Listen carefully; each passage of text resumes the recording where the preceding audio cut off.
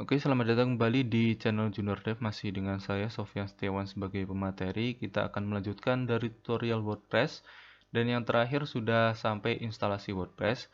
Nah, untuk membuka alamat website di localhost ya, bukan website beneran ya, tapi masih di localhost, maka kita ketikkan yaitu oh ya, sebelumnya kalian harus menyalakan dulu untuk SAM-nya, jangan sampai lupa. Jadi untuk Apache dan MySQL ini harus dinyalakan. Oke, kemudian kita ketikkan localhost, kemudian nama folder kalian menyimpan source code website project dari WordPress, maka kita ketikkan untuk websitenya yaitu websiteku. Ini adalah tampilan dari website yang sudah kita buat. Jadi secara default seperti ini karena kita belum mengetikkan atau mengubah konten apapun yang ada di sini. Jadi tampilannya masih seperti ini. Oke, belum ada tulisan, belum ada sidebar lainnya. Nah, untuk masuk lagi ke dashboard untuk menambahkan tulisan dan lain sebagainya, maka kita perlu login dulu. Jadi ketikkan alamat website kemudian wp admin. Nah, di halaman login ini kita isikan untuk nama pengguna atau email dan password. Oke, sebelumnya saya sudah menyimpan di sini. Jadi teman-teman jangan sampai lupa untuk nama username dan password. Oke, itu passwordnya agak panjang ini ya. Oke, centang ingat saya agar nanti tidak mengisi password lagi. Dan di sini ada pilihan untuk jika kita kehilangan password, maka kita bisa klik di sini lalu mengisi email, kemudian akan dikirim ke email tersebut. Contohnya seperti itu. Oke, kemudian kita log masuk. Nah, kita kembali lagi di dashboard WordPress. Nah, kita simpan lagi untuk situsnya. Lalu kemudian kita akan mencoba untuk mengetahui pengaturan dasar sebelum kita melakukan posting, kemudian mengedit dan sebagainya. Nah, untuk dashboard ini sebagai apa ya? Info singkatnya. Jadi di sini ada kita bisa mengetikkan artikel secara langsung di sini. Jadi secara cepat ya. Jadi judul kemudian teksnya dan ini keterangan-keterangan lainnya. Oke, untuk yang pertama kita akan mengubah judul dari website, lalu kemudian moto, dan kita akan mengubah beberapa pengaturan dasar lainnya. Oke, untuk ke pengaturan maka kita bisa di sidebar ini lalu klik pengaturan. Yang pertama adalah kita pilih pengaturan umum. Di pengaturan umum ini kita akan melihat judul situs. Misalkan saya ingin ganti judulnya menjadi Junior Dev. Oke, seperti ini. Lalu kemudian slogannya saya ganti menjadi slogan itu tagline ya. Jadi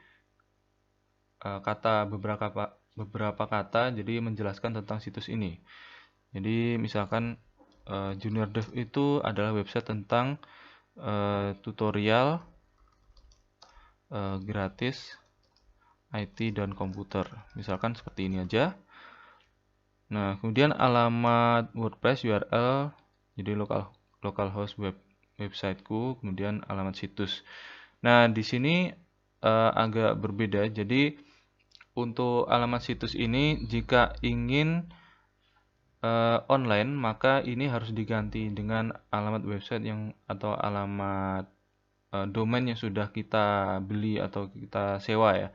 Jadi misalkan kita sudah punya domain, misalkan http juniordev.com misalkan seperti ini, maka nanti setelah online kita harus mengetikkan alamat ini juga. Oke.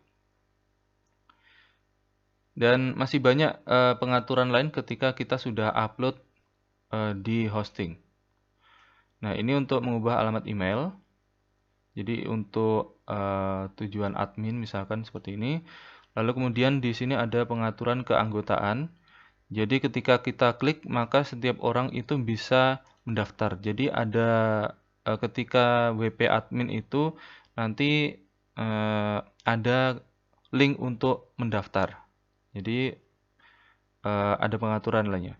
Oke, kemudian untuk peran pengguna standar. Nah, ketika ada yang mendaftar, maka dia bisa kita perlakukan sebagai pelanggan atau kontributor atau penulis, penyunting, atau administrator. Nah, biasanya untuk pengguna itu hanya sebagai pelanggan. Oke, kemudian untuk zona waktu bisa ditentukan dengan waktu lokal, kemudian format tanggal. Jadi yang umum hanyalah ini ya, format tanggalnya. Jadi untuk format waktu juga, dan minggu dimulai pada hari Senin. Kemudian bahasa situs bisa diganti jadi Inggris atau bahasa Indonesia. Nah, karena tadi kita sudah melakukan perubahan di judul situs. Oke, ini saya ganti lagi karena masih localhost ya. Oke, kita kopas saja yang dari atas. Oke. Oke, kita simpan. Selanjutnya kita akan menuju ke pengaturan menulis.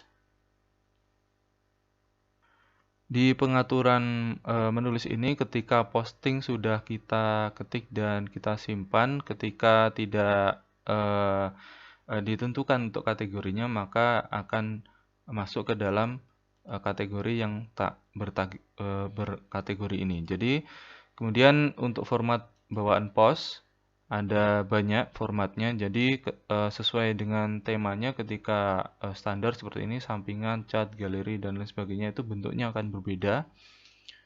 Lalu kemudian untuk memposkan via email, jadi ini ketika kita sudah mengetikkan posting, kemudian kita simpan, lalu kemudian ketika kita isikan untuk email yang sudah kita siapkan, jadi untuk pop3 seperti ini, maka postingan akan dikirim ke email ini. Jadi ini sangat berguna kalau misalkan kita ingin mengirim email kepada atau generate posting ke email gitu ya. Lalu kemudian untuk ada layanan, yaitu layanan pembaruan situs, tapi jarang saya gunakan, jadi tidak kita lewati aja ya. Jadi kemudian kita akan lanjut ke pengaturan membaca. Nah, di halaman membaca ini terdapat pengaturan, yaitu laman depan menampilkan apa? Misalkan secara default WordPress menampilkan postingan terbaru Anda. Jadi ketika kita lihat di sini, maka ini adalah postingan terbaru. Kalau misalkan kita sudah mengetikkan banyak, maka akan banyak lagi postingan di bawahnya. Seperti itu. Tapi ketika kita ingin memilih halaman statis, maka kita bisa menentukan kalau di sini nanti adalah sebuah halaman khusus. Jadi tidak berupa daftar postingan, tapi halaman khusus. Misalkan ini tentang galeri, about, dan lain sebagainya, kontak, dan sebagainya, kita bisa tempatkan di homepage. Kalau misalkan untuk ini kan homepage-nya adalah list-list postingan. Kalau ini kita bisa memilih untuk list postingan sendiri, lalu untuk halaman blog maka ada menunya sendiri. Dan blog itu menampilkan tulisan-tulisan terbaru, contohnya seperti itu. Nah, untuk halaman blog menampilkan paling banyak, kita bisa batasi untuk satu halaman itu misalkan 10 postingan. Lalu ini untuk umpan sindikasi menampilkan yang paling baru 10 postingan. Jadi ini RSS atau kita bisa sebut sebagai postingan langganan. Jadi ada beberapa website itu yang bisa mengakses RSS kita dan menampilkan di website mereka. Dan ketika klik RSS itu maka akan menuju website kita.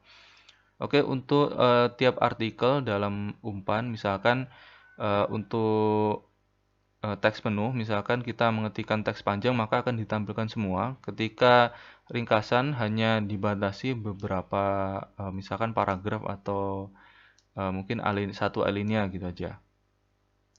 Nah, kemudian untuk penampakan pada mesin pencari, maka kita bisa halangi mesin pencari untuk mengindeks situs kita ketika kita ingin situs ini privat aja. Jadi tidak perlu disebarluaskan di pencarian gitu. Oke, kemudian kita akan lanjut ke diskusi. Oke, diskusi ini adalah pengaturan umum yang biasa digunakan untuk user yang sudah bergabung. Nah, contohnya seperti ini. Dan kita juga bisa menentukan avatar standar dari user yang bergabung seperti ini. Oke. Kemudian untuk media. Nah, media ini adalah pengaturan dari media yang sudah kita upload. Misalkan sudah kita letakkan di sini. Jadi ketika kita mengakses pustaka, kita akan dapatkan media-media apa saja yang sudah kita upload, misalkan gambar atau video dan sebagainya. Kalau untuk gambar itu ada ukuran miniatur dan ukuran sedang, ukuran besar. Jadi standarnya bisa kita ganti di sini. Oke, kemudian mengunggah berkas. Jadi organisir unggahan saya dalam folder berdasarkan bulan dan tahun. Jadi ini sepertinya tidak perlu kita ganti. Jadi ini sudah optimal, sudah sangat optimal ya. Jadi kita tidak usah ganti. Oke, kemudian kita akan lanjut ke permaling. Permaling ini kita bisa sebut sebagai URL custom bagi arsip atau susunan website kita. Jadi ketika user mengakses tulisan atau mengakses apa saja, kita bisa mengatur bentuk dari URL-nya. Jadi ketika URL-nya seperti ini, maka dia akan menampilkan misalkan postingan dengan ID-nya. Lalu kemudian untuk tanggal dan nama misalkan seperti ini, maka ini sebenarnya adalah yang menurut saya paling optimal untuk search engine. Jadi search engine mengetahui tanggal, kemudian bulan dan tahun dari tulisan dan juga nama dari tulisan. Oke. Kemudian ada opsional, ini untuk custom dari URL kategori. Jadi kita bisa menggunakan untuk berdasarkan kategori, kita bisa tambahkan topik maupun untuk tag ini misalkan tentang apa gitu. Misalkan seperti ini. Misalkan ini saya ganti menjadi topik. Lalu kemudian untuk tag ini saya ganti menjadi tentang. Jadi ketika localhost websiteku kemudian misalkan ini ada kategori misalkan pemrograman, jadi di sini untuk kategorinya tidak diketikkan kategori tapi topik seperti ini. Lalu untuk tag tentang, jadi tentang kemudian ini nama tagnya. Jadi menampilkan tulisan-tulisan berdasarkan tag tersebut. Oke, selanjutnya di sini ada yang namanya pengguna. Jadi di sini adalah pengaturan dari pengguna. Jadi kita bisa menambahkan pengguna baru atau pengguna yang sudah terdaftar di website kita. Kalau misalkan kita menyediakan fungsi untuk setiap orang bisa mendaftar. Jadi di sini kita bisa menghapus atau mengubah privilege. Jadi kita bisa jadikan penulis atau administrator dan sebagainya. Oke. Kemudian di sini ada yang namanya profil. Jadi ini adalah info dasar dari profil. Jadi kita bisa mengisi untuk nama depan, belakang, dan sebagainya. Oke, tentang diri Anda. Kemudian, nah ini untuk foto profil Gravatar. Kalian bisa klik di sini untuk mendapatkan foto profil seperti ini. Oke, misalkan ini saya isi untuk nama depan yaitu Sofyan, kemudian nama belakang Setiawan, panggilan wajib seperti ini, kemudian situs web.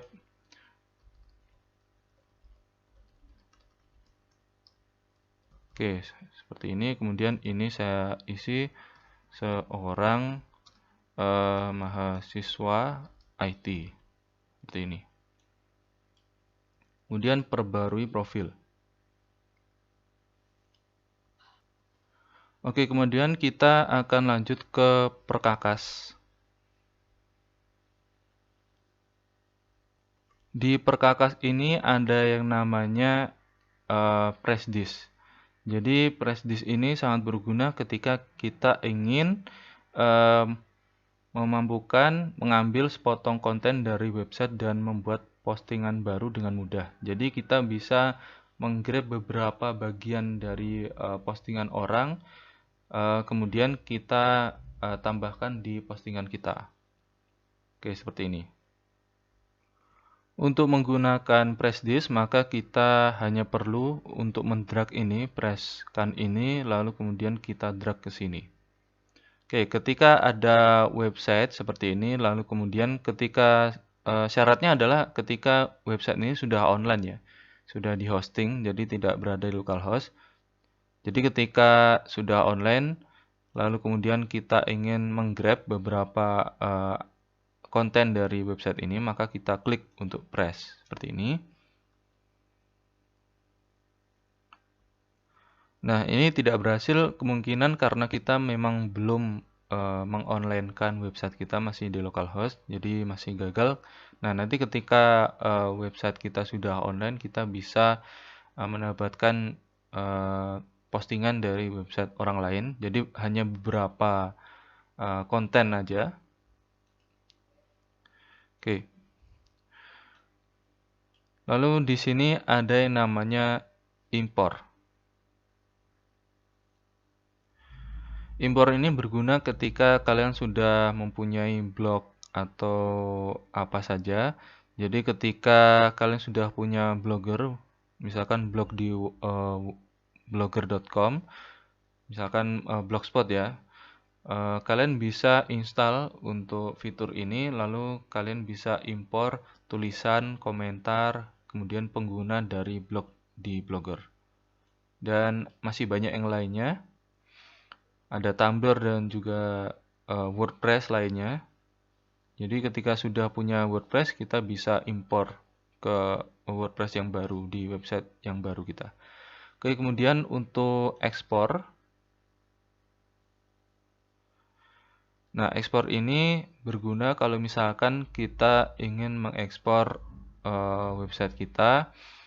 Jadi menciptakan sebuah berkas XML untuk disimpan di komputer.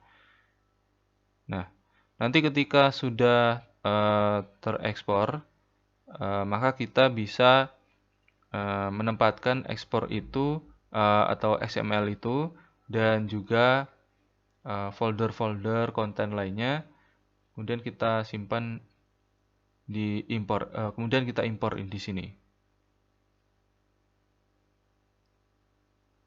Oke, jadi ada ekspor, ada impor. Jadi memudahkan kita untuk berpindah dari website satu ke website lainnya.